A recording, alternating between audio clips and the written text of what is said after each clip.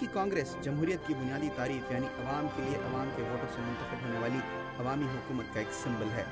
इसका सदर दफ्तर दारुल हुकूमत वाशिंगटन डीसी में 200 साल कबल तामीर की जाने वाली यूनाइटेड स्टेट्स कैपिटल के नाम से मारूफ इस इमारत में है। अमरीकी कांग्रेस 2 ऐवानों पर मुश्तमिल है, ऐवान बाला या अमरीकी सैनेट और ऐवान ज़ेरी या अमरीकी ऐवान नुमाइंदगान। ऐवान बाला में सैनेटर्स की तादाद 100 है और हर अमरीकी रियासत से 2 सैनेटर्स मुंतखब किए जाते हैं, जबकि ऐवान नुमाइंदगान में अरकान कांग्रेस की तादाद 435 है और नुमाइंदों का इंतखाब हर रियासत की आबादी के तनासब से होता है। अमरीकी जमहूरियत में कांग्रेस का बुनियादी किरदार है क्या? हमने ये सवाल पूछा वाशिंगटन में कायम जॉर्ज वाशिंगटन यूनिवर्सिटी में सियासी उमूर के प्रोफेसर क्रिस्टोफर आर्टरटन से।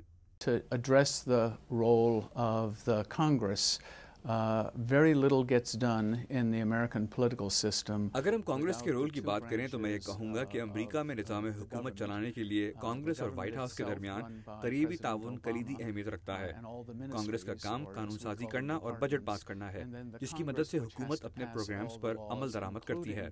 The budget, which allows the government to function and to spend monies. Pakistan में रायत सियासी निज़ाम के तहत वज़ीर आज़म और सदर का इंतखाब अवाम के वोटों से मुंतखब होने वाली पार्लियामेंट के नुमाइंदे करते हैं। इसीलिए इन दोनों कलीदी ओहदों के लिए पार्लियामेंट का एक बराह रास्त किरदार है। लेकिन अमेरिका में सदारती निज़ाम राइज है और चूंकि सदर का इंतखाब बराह रास्त अवाम के वोटों से होता है, इसलिए कांग्रेस को पार्लियामान का दर्जा हासिल होने के बावजूद सदर के इंतखाब में उसका बराह रास्त कोई किरदार नहीं होता।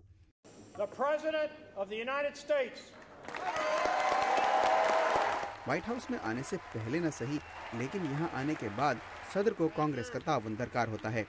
अमरीकी सदर और कांग्रेस के दरमियान ताल्लुकात की नौयत के बारे में बॉस्टन यूनिवर्सिटी के एक प्रोफेसर टॉमस वेलन कहते हैं, By design, they have an adversarial relationship that Congress. अमरीकी आइन में सोच समझकर सदर और कांग्रेस के दरमियान ताल्लुकात को इस नौयत का रखा गया है कि दोनों एक दूसरे पर चेक रखें, इसलिए उनके दरमियान ताल्लुकात हमेशा बहुत खुशगवार नहीं रहे। कांग्रेस को ये इख्तियार हासिल है कि वो सदर को मुकम्मल तौर पर अपनी मनमानी करने से रोके, जबकि सदर के पास ये इख्तियार है कि वो कांग्रेस को ज्यादती ना करने दे। इसलिए सदर हुकूमत चलाने के लिए एजेंडा तय करता है। So the president has enormous responsibility under this system as it is currently.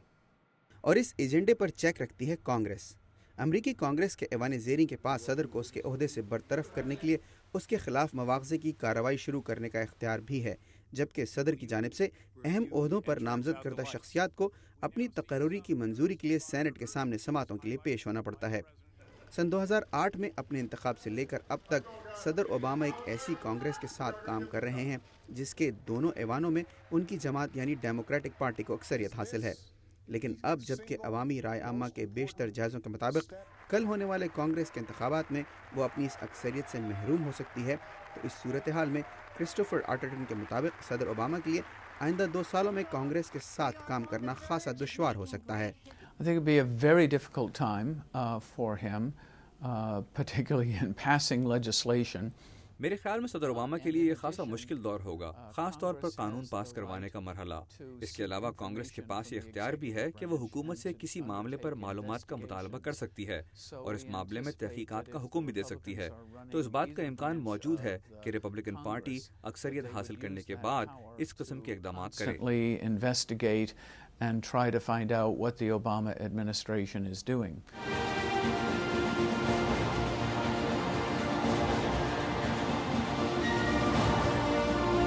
ये सिर्फ 2 साल कबल का अमरीका है जिसमें उस वक्त के सदारती उम्मीदवार बराक ओबामा को फकीदुल मिसाल अवामी मकबूलियत हासिल थी।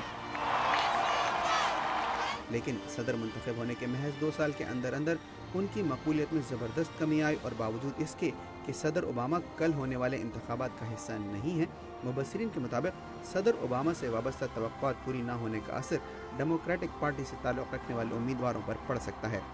बेशतर मुबस्सिरीन के मुताबिक डेमोक्रेटिक पार्टी से वोटर्स की मायूसी की सबसे बड़ी वजह मईशत में बेहतरी ना आना है। A total turnaround, and at least to get unemployment down to single digits, that hasn't happened. लोगों को तवक्को थी कि सदर ओबामा मईशत को मुकम्मल तौर पर ठीक कर देंगे या कम से कम बेरोजगारी की शरह कम करने में कामयाब हो जाएंगे, लेकिन ऐसा नहीं हुआ। This doesn't work enough. We can just have a second stimulus program. रिवायती तौर पर सदर की गैर मकबूलियत का फ़ायदा हिज़्ब इख्तिलाफ की सबसे बड़ी जमात को मिलता है। لیکن اس سال کانگریس کے انتخابات میں امریکی سیاست نے ایک ایسا موڑ لیا ہے جس کی حالیہ تاریخ میں کوئی مثال نہیں ملتی۔ اس سال ٹی پارٹی کے نام سے مقبولیت حاصل کرنے والی ایک تحریک نے سیاسی تجزیہ کاروں کے بہت سے اندازوں کو غلط ثابت کر دیا ہے۔ حیران کن بات یہ ہے کہ یہ کوئی باقاعدہ سیاسی جماعت نہیں ہے اور نہ ہی کوئی لیڈر اس تحریک کی قیادت کر رہا ہے۔ ٹی پارٹی کے جلسوں اور ریلیز میں سب سے بڑا سیاسی نام سیرا پیلن کا ہے، جن کا تعلق ریپبلکن پارٹی سے ہے اور وہ سن 2008 کے صدارتی انتخاب میں اپنی جماعت کی جانب سے نائب صدارت کی امیدوار تھی۔ تحریک میں شامل امریکی شہری صدر اوباما کی معاشی پالیسیوں خصوصاً ٹیکسوں کے نظام کے خلاف اپنی آواز بلند کر رہے ہیں اور اپنی تحریک کو ٹی پارٹی کا نام دیے جانے کی وجہ بھی ٹیکسوں سے ناراضگی بتایا جاتا ہے۔ اس نام یعنی ٹی پارٹی کا ایک تاریخی پس منظر ہے اور اس کی تفصیلات جاننے کے لیے چلتے ہیں امریکی ریاست میساچیوسیٹس کے شہر بoston۔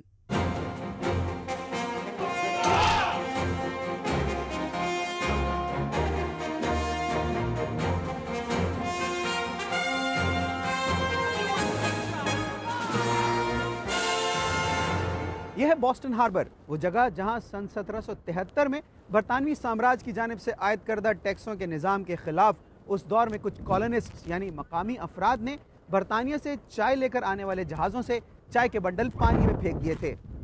موجودہ ٹی پارٹی موومنٹ ٹیکسوں کے نظام کے خلاف جو احتجاج کر رہی ہے، اس نے اپنی تحریک کو اسی بoston ٹی پارٹی سے تشبیہ دی ہے، لیکن ٹامس ویلن ٹی پارٹی کی جانب سے دی جانے والی اس تشبیہ کو درست نہیں سمجھتے۔ I think it's off the wall because the Boston tea party کی تحریک برطانیہ کی جانب سے امریکیوں کو حق نمائندگی دیے بغیر ان سے ٹیکس وصول کرنے کے خلاف تھی، اس لیے ٹی پارٹی کی جانب سے اپنے احتجاج کو اس تحریک سے تشبیہ دینا میرے خیال میں بالکل غلط ہے۔ to somehow compare it to the American Revolution, I think, is an utter fallacy. T party ایک تیسری جماعت کی حیثیت سے ان انتخابات میں حصہ نہیں لے رہی ہے، بلکہ ریپبلکن پارٹی کے ایسے امیدواروں کی حمایت کر رہی ہے جو صدر اوباما کی معاشی پالیسیوں خصوصاً ٹیکسوں کے نظام کی بھرپور طریقے سے مخالفت کر رہے ہیں۔ ٹامس ویلن ٹی پارٹی کی جانب سے اوباما انتظامیہ پر کی جانے والی اس تنقید سے بھی اتفاق نہیں کرتے کہ امریکی عوام پر غیر ضروری ٹیکسوں کا بوجھ ہے۔ The United States, American citizens, in comparison to the rest of the developed دیگر world, ترقی یافتہ ممالک کے مقابلے میں امریکی شہری کم ٹیکس ادا کرتے ہیں۔ ٹی پارٹی موومنٹ کا مطالبہ اس لیے بھی جائز نہیں ہے کیونکہ امریکہ جیسا ملک جس کی بین الاقوامی سطح پر اتنی زبردست قسم کی سیکیورٹی کمٹمنٹس ہیں، اسے ظاہر ہے اپنے اخراجات پورے کرنے کے لیے ٹیکسوں کی ضرورت پڑے گی، ورنہ تو دنیا میں اسے ایک طاقتور ملک کے طور پر قائم رہنے اور اس کی سیکیورٹی کو خطرات لاحق ہو سکتے ہیں۔ لیکن کچھ دیگر مبصرین کے مطابق اس بات سے قطع نظر کہ ٹی پارٹی ٹیکس یا کسی اور مسئلے کو کتنے حقیقت پسندانہ انداز میں پیش کر رہی ہے، امریکی عوام مجموعی طور پر صدر اوباما کی معاشی پالیسیوں سے مطمئن نظر نہیں آتے۔ That a substantial number of people, mostly based on the economic situation. اس تحریک سے ظاہر ہوتا ہے کہ امریکی عوام کی ایک بہت بڑی تعداد امریکی معیشت کی موجودہ صورتحال سے بہت زیادہ ناخوش ہے۔ اگر عوامی رائے عامہ کے جائزے درست ثابت ہو گئے تو کل یہاں یعنی امریکی کانگریس کے کم از کم ایک ایوان میں تو ڈیموکریٹک پارٹی اپنی اکثریت سے محروم ہو جائے گی، اور اگر ایسا ہوا تو مبصرین کے مطابق اس کا اثر امریکہ کی خارجہ پالیسی پر بھی پڑ سکتا ہے۔ کل ہونے والے انتخابات کے نتائج کے امریکہ کی خارجہ پالیسی پر ممکنہ اثرات کے بارے میں بات کریں گے ایک بریک کے بعد۔